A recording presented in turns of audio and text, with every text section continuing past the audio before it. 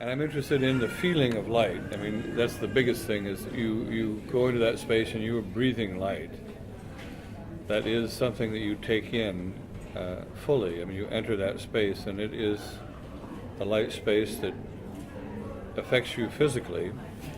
Because, physically we drink light as vitamin D, so light's a food. But we also have and feel great emotional power from light. And so there is a psychological effect. But the big thing for me is that also you'll find all the spiritual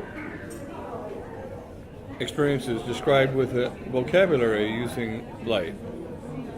Whether it's Paul on the road to Damascus with his great epiphany there, or in the samadhi, or the idea of enlightenment, or even description of near-death experience with the tunnel and with the light, and all described using a vocabulary of light.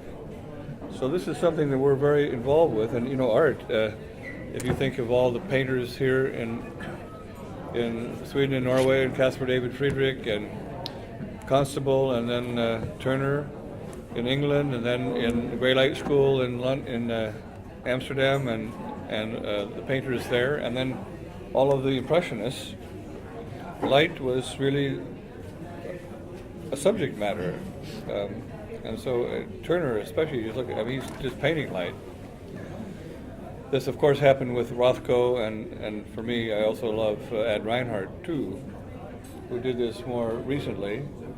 But this is a longer tradition in art, so this is not in any way out of that tradition, except that I was interested in, instead of having a work about light, that I wanted the work to be light.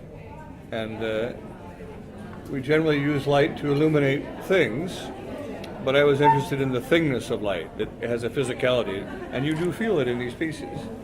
You see it hanging in space like you see it with the Northern Lights in the wedgework piece called Crossing Jordan. You see it and feel it in the large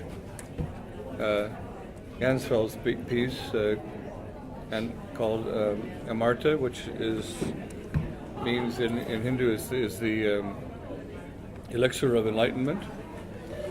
And so these are ways that we relate very strongly to light. And I want to have a work that is light, so that you're looking at light, not looking at something light illuminates, but light itself becomes the revelation.